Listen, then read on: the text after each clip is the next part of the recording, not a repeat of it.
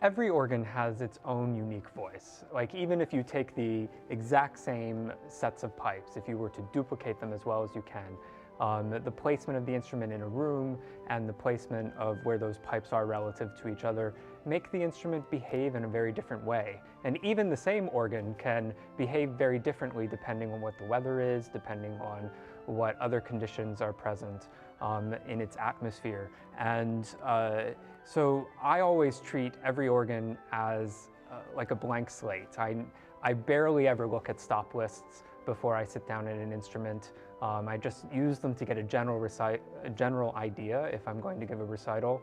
But I sit down and I really listen to every stop before I even really dive in and register a piece.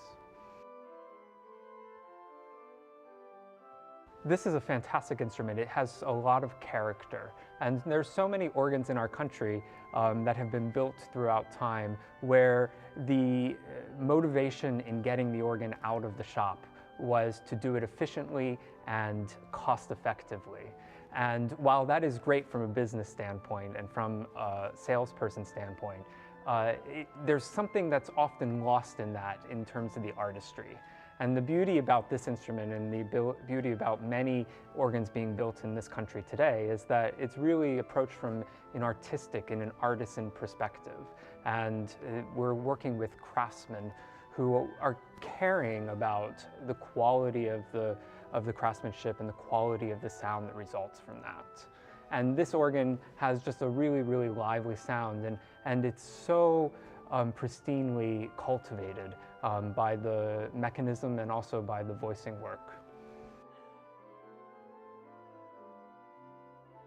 Well, if you think about a violin has its sounding board built in. And here we're taking an instrument that weighs, in this case, 16 tons, and we're putting it into a room, and it needs a sounding board. There's no sounding board here. The pipes have to react with the space in the way the sound vibrations react inside of a violin.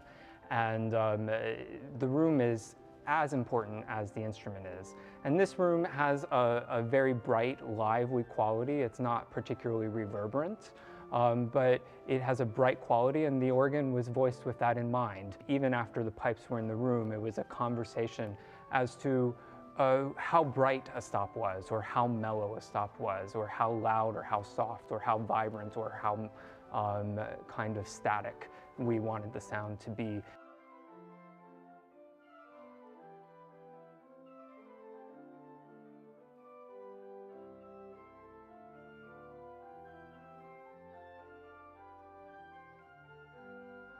And the one who was seated on the throne said, "See, I am making all things new."